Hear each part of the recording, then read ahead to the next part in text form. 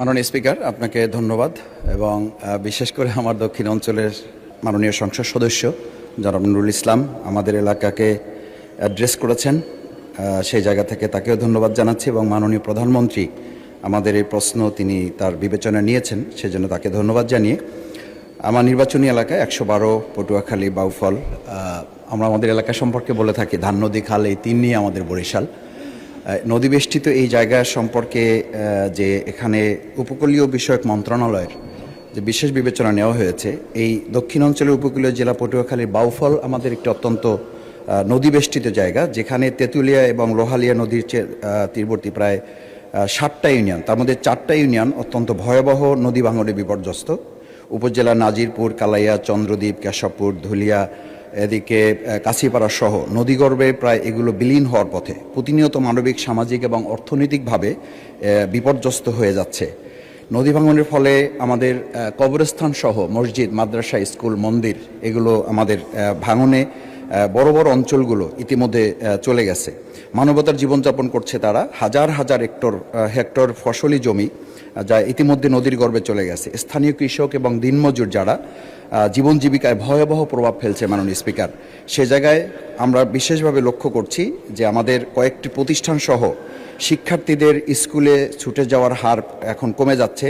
Community হাসপাতাল, স্থানীয় বাজার, এমনকি মানুষের শেষ চিহ্ন কবরও নদীতে বিলীন হয়ে গেছে। গ্রামীণ কাঁচা রাস্তা, কাঁচা পাকা রাস্তা, ভেরিবাঁধ, ওয়াবদা সহ যোগাযোগের অসংখ্য নদী সড়কগুলো নদী ভাঙনের ফলে বিচ্ছিন্ন হয়ে আছে। বিশেষ করে নাজিরপুর, কচুয়া, ডালিমা, নিমদি, তাঁতেরকাঠি এলাকার 7 কিলোমিটার এলাকা একেবারেই ঝুঁকিপূর্ণ অবস্থায় রয়েছে। আমি শেষ যে সংক্ষিপ্ত প্রশ্ন করুন যে সিসি ব্লক এবং র্যাপের মাধ্যমে এই জায়গাটাকে আমাদের যে প্রকল্প এখানে নেওয়া হয়েছে উপকূল বিষয়ক মন্ত্রণালয়ের আওতায় নিয়ে এসে এই সমস্যাগুলোর সমাধানে মাননীয় প্রধানমন্ত্রী তার জায়গা থেকে উদ্যোগ গ্রহণ করবেন কিনা এ বিষয়ে আপনাদের কাছে মাননীয় স্পিকার আপনার মাধ্যমে বিনয়ের সাথে জানতে চাচ্ছি। মাননীয় প্রধানমন্ত্রী। ধন্যবাদ মাননীয় স্পিকার, ধন্যবাদ মাননীয় সংসদ সদস্য আপনার একটি গুরুত্বপূর্ণ প্রশ্নের জন্য। আপনি আপনার এলাকার যেই সমস্যার কথা বলেছেন সেটি শুধু আপনার এলাকার সমস্যা নয়, বাংলাদেশের বহু মানুষ আছে, এমনকি আমার যেটা ডিস্ট্রিক্ট সেই বগুড়াতেও সারিয়াকান্দি অঞ্চলে এইরকম নদী ভাঙনের সমস্যা রয়ে গিয়েছে মাননীয় স্পিকার। একই সাথে আরও অনেকগুলো অঞ্চল আছে, দক্ষিণ অঞ্চল বলেন, উত্তর অঞ্চল বলেন, বাংলাদেশের বিভিন্ন জায়গায় এই সমস্যা রয়ে গিয়েছে। এই সমস্যাটা একদিনের নয় মাননীয় সংসদ সদস্য, আপনি যেহেতু ওই অঞ্চলের মানুষ, ওই অঞ্চলে বেড়ে উঠেছেন, আপনার নিশ্চয়ই ধারণা আছে কিভাবে এই সমস্যাটি তৈরি হয়েছে।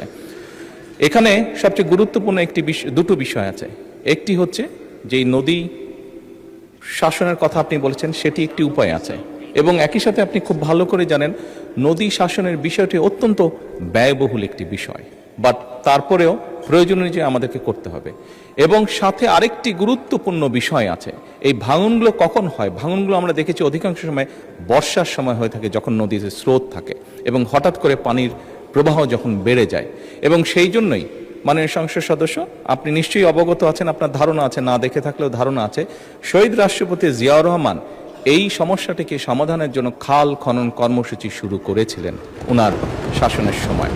এবং বর্তমান সরকার খাল খননের মাধ্যমে একদিকে যেমন নদী ভাঙনকে ট্যাকল করতে চাইছে, একদিকে যেমন আমাদের শুষ্ক মৌসুমে পানির যে সমস্যা হয়ে থাকে সেই সমস্যাটার সমাধান আমরা করতে চাইছি খাল খননের মাধ্যমে। ঠিক একইভাবে আপনার নিশ্চয়ই ধারণা আছে, যেহেতু গ্রাম অঞ্চলে আপনি বেড়ে উঠেছেন, অনেক সময় এমন অনেক জায়গা আছে যেখানে বর্ষাকালেও কৃষক পানি পায় না, বর্ষার সময়ও তাকে পানির জন্য কষ্ট করতে হয়। সেই জন্য আমাদের সেচ সুবিধা দেওয়ার জন্য খাল খনন একটি অত্যন্ত জরুরি প্রকল্প। আপনার নিশ্চয়ই আরেকটি ধারণা আছে, বিশেষ করে ঢাকা শহরে এই সমস্যাটি আছে এবং গ্রাম অঞ্চলেও যেখানে চাষবাস খুব বেশি হয়ে থাকে সেখানেও এই সমস্যাটি ধীরে ধীরে দেখা যাচ্ছে। সেটি হচ্ছে যে আমাদের ভূগর্ভস্থ যে পানি আছে সেটির স্তর ধীরে ধীরে নিচে নেমে যাচ্ছে।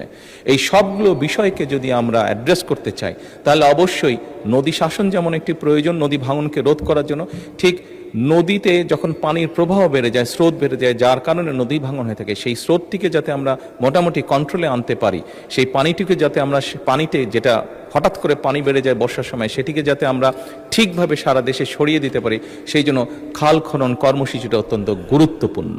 সেই জন্য মাননীয় সংসদ সদস্য, মাননীয় স্পিকার, আমরা নদী শাসনের ব্যাপারে যেরকম আমরা উদ্যোগ গ্রহণ করছি সরকারের পক্ষ থেকে, একইভাবে সামগ্রিকভাবে এই সমস্যাটিকে কম খরচে, যেহেতু বাংলাদেশের জন্য ব্যয়বহুল বিষয় নদী শাসনটিকে কম খরচের জন্য সবচেয়ে বেশি আমাদের জন্য সহজ হচ্ছে খাল খনন, সেটির উপর আমরা গুরুত্ব আরোপ করছি। মাননীয় স্পিকার, ধন্যবাদ।